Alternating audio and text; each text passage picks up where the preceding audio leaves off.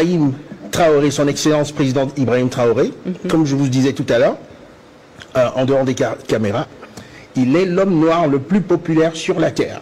Moi, je suis témoin puisque je voyage énormément. Et des Américains, les Noirs américains sont très impressionnés par son leadership. Vous êtes une femme, les femmes cherchent un strong leadership, un leadership fort qui les protège et qui protège les enfants. Your Excellency, Mr. President, as a mother, as a wife, as a daughter, you represent everything we have ever wanted in an African man.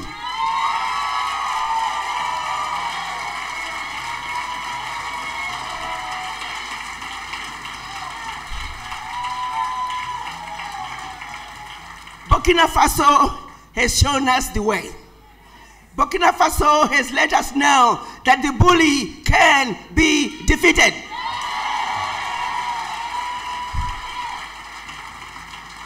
The citizens of Burkina Faso have done all the heavy lifting. The least we can do is be there to support them. So in addition to supporting the revolution that's taking place in the Sahel, we're also here to invest in Burkina Faso.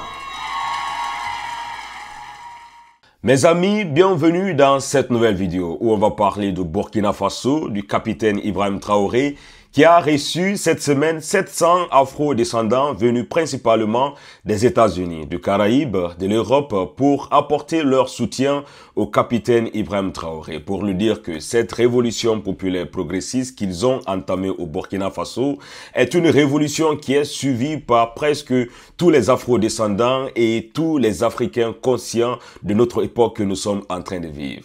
Il faut préciser que leur première venue, c'était en 2024, où leur représentante, Madame Arikana, avait tenu un discours réellement panafricain. Pour ceux qui ne connaissent pas cette femme, je vous invite de partir regarder quelques-unes de ces vidéos qui circulent sur les plateformes.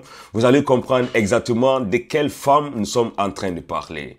Parlant de cette visite, il faut dire aussi que le capitaine Ibrahim Traoré a reçu l'ancien président sud-africain, M.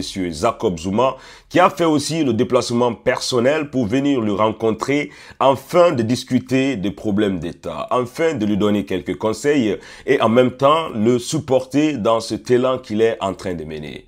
À la suite de son entretien avec le capitaine Ibrahim Traoré, il a tenu ce discours. Discussion was about this continent, Africa.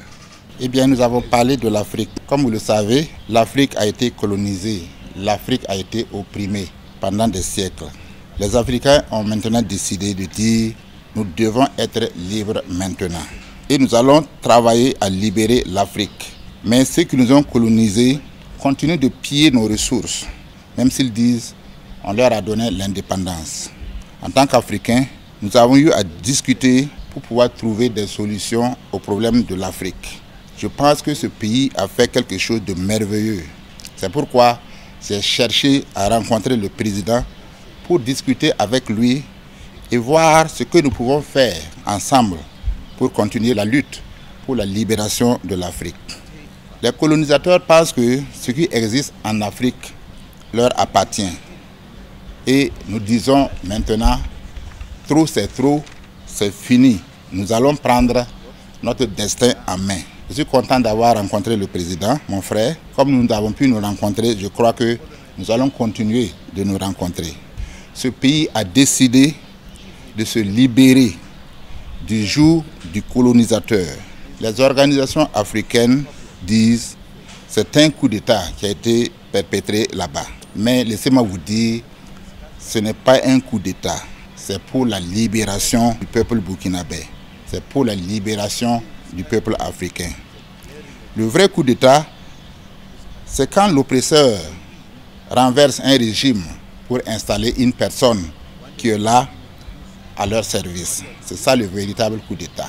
Sinon ici, ce n'est pas un coup d'État, c'est pour la libération de l'Afrique, c'est pour la libération des Noirs. Ancien président sud-africain de 2009 à 2018, Monsieur Jacob Zuma était aux côtés de ces 700 afro-descendants venus un peu de partout apporter leur soutien au capitaine Ibrahim Traoré, le supporter dans ses idéologies, mais surtout ce qu'il faut préciser, c'est que ces 700 afro-descendants sont venus ici pour voir les opportunités que le Burkina Faso est en train d'offrir, voir s'ils peuvent investir ou bien pour d'autres personnes s'établir et avoir une résidence.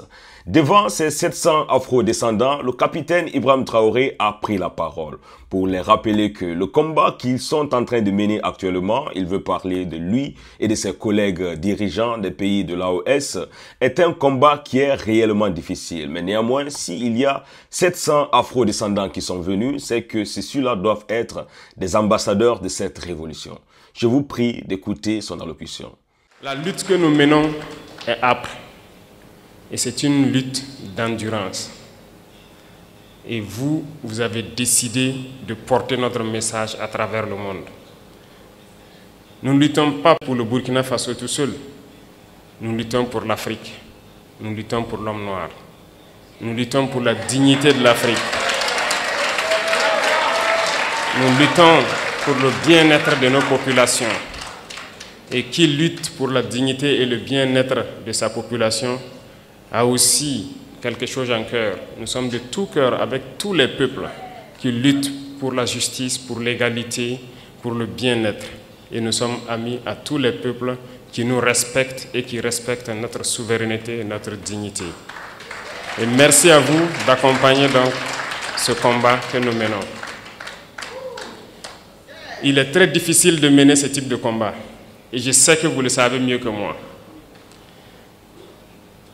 Voir l'Afrique se réveiller, c'est un cauchemar pour certains. Mais pourtant, l'Afrique est en train de se réveiller et l'Afrique va se réveiller.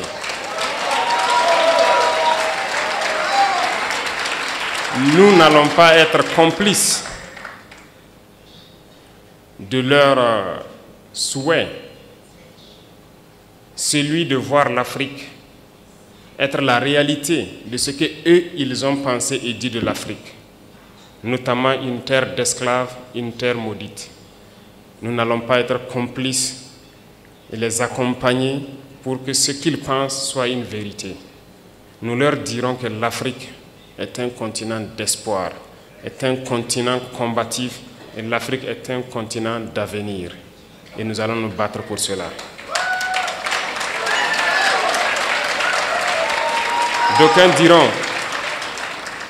D'aucuns diront que c'est impossible pour l'Afrique de rattraper le retard, de se réveiller.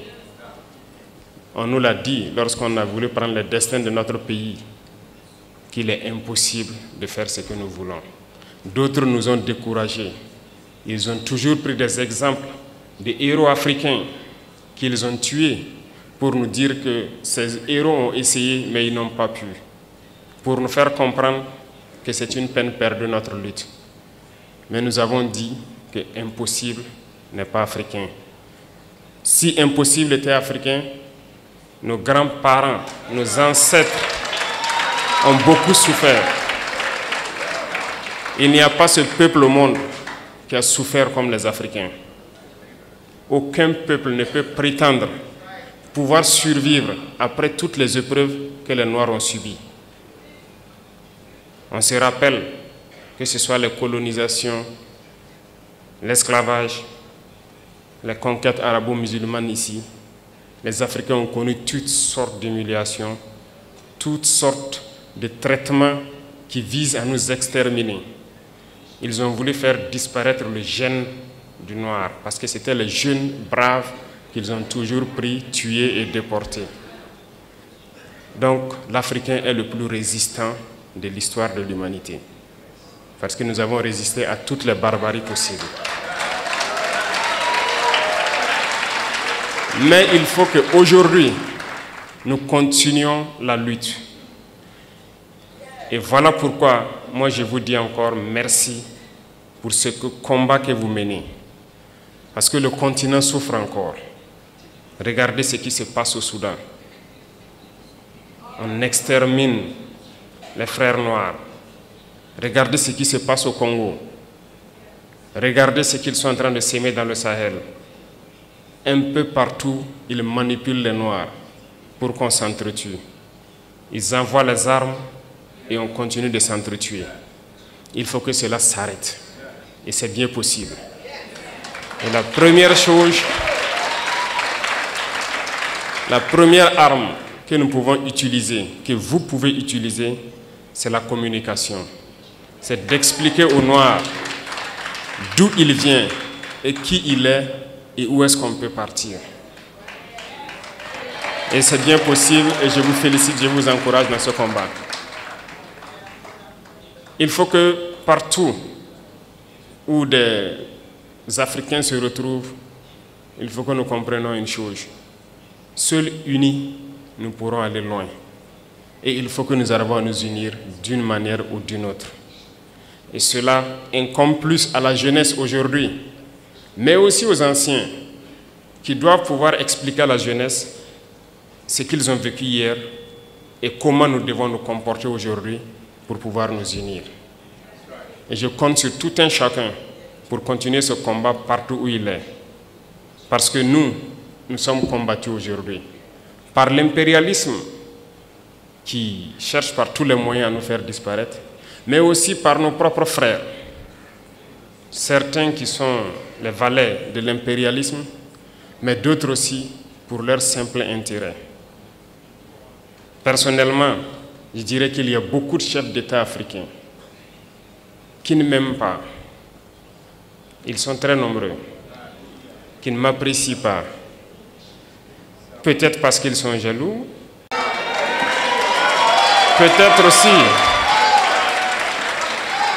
peut-être aussi, je suis un danger pour leur maître.